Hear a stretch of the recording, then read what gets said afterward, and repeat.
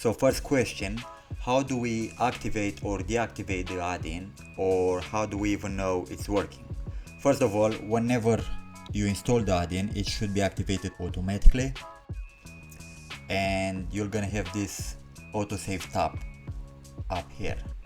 If that's not there, that means the add-in is either not working or is inactive. Also, whenever you open Inventor, so we're opening a new session now, this dialog box will come on telling you that the AutoSave add-in is active.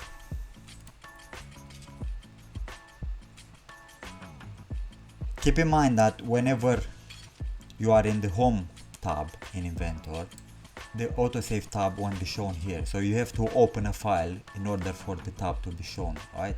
It can be any file, it could be an assembly file, it could be a part file, doesn't matter, but you have to open something. When you're in this recent or home menu here, it's not working yet, yeah? So if we open a new file,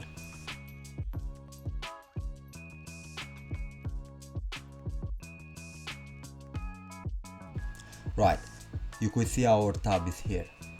Alright, that means the add-in is working, and basically now it's saving in the background at the set interval. The default interval is 5 minutes. If for some reason you don't have the AutoSave tab here, meaning the add-in is inactive, we go to Tools, Add-ins, and we look for Grizzly Autosaver. That's our add-in, right? And for example, this could be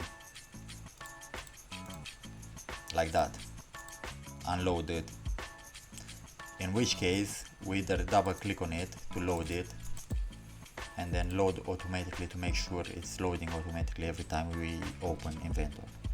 We click OK, and then it should be all working. The same if we want to deactivate, we just deactivate it from the same place. So we look for it and we just deactivate it, right?